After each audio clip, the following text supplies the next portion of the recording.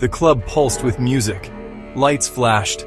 The energy was electric, and the crowd moved as one, lost in the rhythm of the night. The DJ spun tracks that seemed to make time stand still, each beat resonating through the bodies on the dance floor. Sarah danced with her friends, their laughter mingling with the music. They had been planning this night for weeks, a much-needed escape from the grind of daily life. The camaraderie and joy were palpable, a reminder of simpler times. It was the perfect Friday night, the kind that felt like it could go on forever. The club was alive, a sanctuary of light and sound where worries melted away. Sarah felt a rare sense of freedom, her spirit lifted by the collective euphoria, but now it was almost 2 a.m. Time to go home. The night had flown by in a blur of music and laughter, and reality was beginning to creep back in. The club was starting to empty, the once vibrant energy slowly dissipating. A wave of exhaustion hit Sarah. The adrenaline that had fueled her dancing was fading, replaced by a deep, bone-weary tiredness. Her feet ached, and her eyes felt heavy. She knew it was time to call it a night.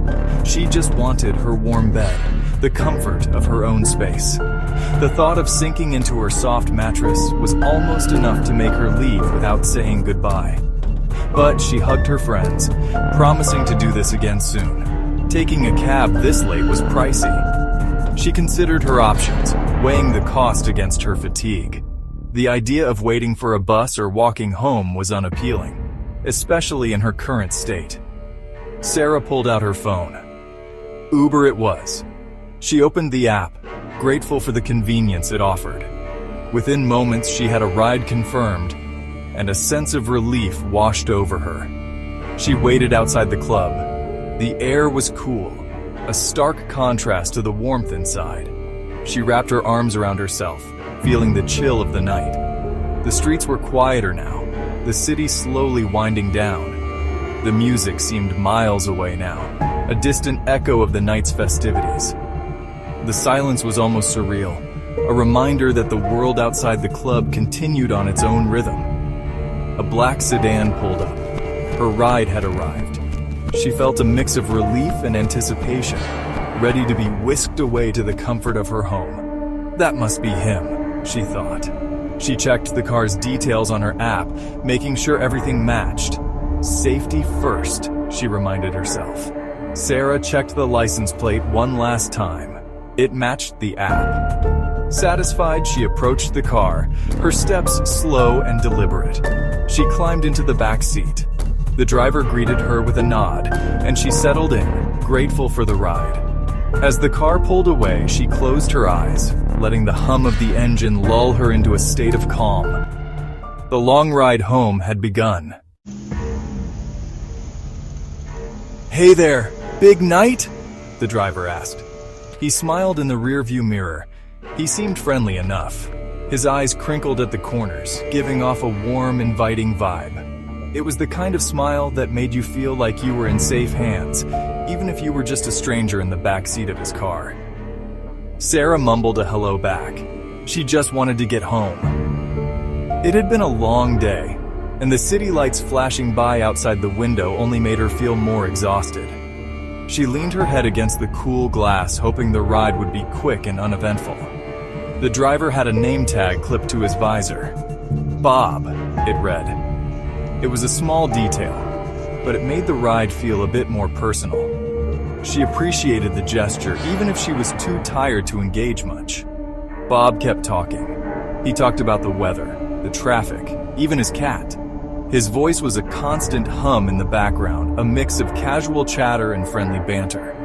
He seemed to enjoy the conversation, even if Sarah's responses were minimal. Sarah barely listened. She was too wrapped up in her own thoughts, her mind drifting to the comfort of her bed. Bob's phone buzzed with another ride request. The sound pulled her back to the present, a reminder of the endless cycle of work. He sighed. "Always working, you know?" he said. His tone was a mix of resignation and acceptance, a reflection of the grind that came with the job. It was a sentiment Sarah could relate to all too well. Sarah nodded. She just wanted him to focus on driving, The sooner they reached her destination, the better. She glanced at the city lights one last time, hoping the ride would end soon. The night was quiet, save for the hum of the car engine and Bob's occasional comments. It was a small moment of connection in the vast, bustling city, a reminder that even in the most mundane interactions, there was a touch of humanity. They drove in silence for a while. Streetlights cast an orange glow. The city was asleep. Sarah checked her phone. Still 15 minutes until she was home. Suddenly, the car swerved. They were turning onto a side street. This wasn't the right way. Excuse me, Sarah began. Shortcut! Bob cut her off. He grinned at her in the rearview mirror, but his smile didn't reach his eyes. The street was dark. No streetlights. The moon was hidden behind thick clouds, casting an ominous shadow over the deserted road. The air was thick with an unsettling stillness, broken only by the occasional rustle of leaves in the wind. Just the car's headlights cutting through the darkness. The beams of light seemed to struggle against the oppressive blackness, barely illuminating the path ahead. The car moved slowly, as if the darkness itself was a heavy weight pressing down on it. Sarah's heart pounded in her chest. Each beat echoed in her ears, louder than the hum of the engine. Her eyes darted nervously around, searching for any sign of life, but finding none. The fear was palpable, a cold hand gripping her heart. "Are you sure this is the right way?" she asked, her voice shaking. The words hung in the air, unanswered. Bob didn't answer. His eyes were fixed on the road, his face a mask of concentration. The silence between them was deafening, filled with unspoken fears and doubts. He just hummed along to the radio. The silence was heavy. The soft melody from the radio seemed out of place, a stark contrast to the tension in the car. Bob's humming was almost mechanical, a way to distract himself from the growing unease. Each tick of the clock seemed to echo in the small car. Sarah clutched her phone. The device felt like a lifeline, a connection to the world outside this oppressive darkness. She glanced at the screen, hoping for a signal, but there was none. The isolation was complete. She wished she had told someone where she was going. The regret gnawed at her, a constant reminder of her vulnerability. She thought of her friends and family, blissfully unaware of her current predicament. The realization that she was truly alone in this moment was terrifying. They drove for what felt like hours. The road twisted and turned. Sarah had no idea where they were. "We should be getting close, right?" she asked, trying to sound calm. Bob just chuckled. It sent chills down Sarah's spine. He pulled over to the side of the road. They were surrounded by trees. The silence was deafening. Sarah's breath caught in her throat. Sarah fumbled for the door handle. It was locked. "Let me out!" she demanded. Her voice was high-pitched with fear. Bob turned to face her. His eyes gleamed in the darkness. He leaned closer. Sarah could smell his stale breath. Just then, headlights appeared in the distance, a pair of bright eyes cutting through the darkness. A car was coming. The approaching car was getting closer. Sarah saw her chance. She slammed her hand against the window. "Help!" she screamed.